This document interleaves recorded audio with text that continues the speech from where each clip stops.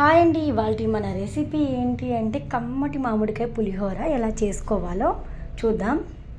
మామిడికాయ పులిహోర చేయడం కోసం పచ్చి మామిడికాయ తీసుకోవాలి, మ్యాంగో తీసుకోవాలన్నమాట.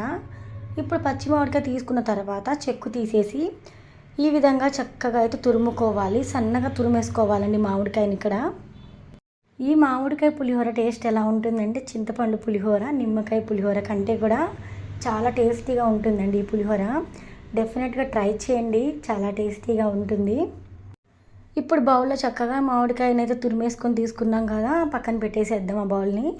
నెక్స్ట్ అయితే స్టవ్ ఆన్ చేసుకొని స్టవ్ మీద ప్యాన్ పెట్టేసేయాలి. ప్యాన్ పెట్టిన తర్వాత ఒక 1 టేబుల్ స్పూన్ ఆయిల్ అయితే వేసుకోవాలి.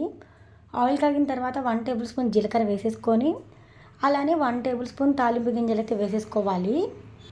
ఇక్కడ జీలకర్ర తాలింపు దినుసులు చక్కగా వేగిపోయిన తర్వాత నెక్స్ట్ ఇందులోకి మనము పచ్చిమిర్చి యాడ్ చేసేసుకోవాలండి.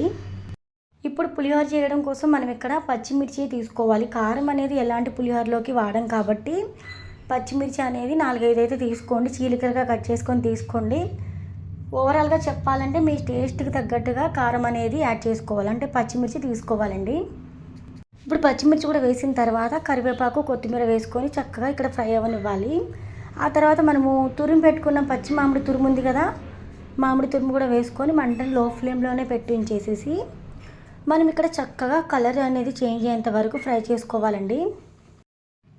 ఇంకొక టిప్ ఏంటి అంటే పచ్చి మామిడికాయ నుండి పచ్చి వాసన అంతా పోయేంత వరకు చక్కగా ఫ్రై అవ్వనివ్వాలి. ఫ్రై అయిన తర్వాత మనము ఉడికించి పెట్టుకుని అన్నం తీసుకోవాలి. లేదు అనుకుంటే మిగిలిపోయిన అన్నం, అంటే రాత్రి వండుకొని మార్నింగ్ మిగిలిపోద్ది కదా, మిగిలిపోయిన అన్నంతో కూడా మనం ఇక్కడ పులిహోర ప్రిపేర్ చేసేసుకోవచ్చు.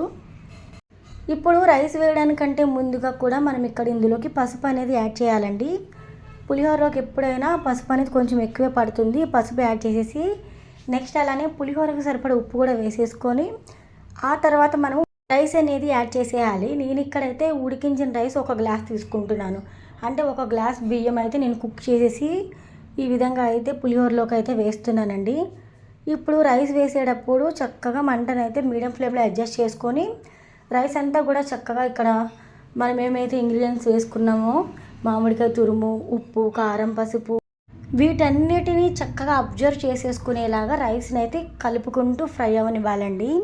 కాసేపటికి ఈ టేస్ట్ అనేది యాడ్ అయిపోతుంది, అంటే పులుపు అనేది మంచిగా రైస్కి పట్టుకొని మంచి టేస్ట్ అనేది ప్రిపేర్ అవుతుందండి. చూసారు కదా, మనం ఇక్కడ మామిడికాయ పులిహోర ఎలా చేయాలో తెలుసుకున్నాం కదా.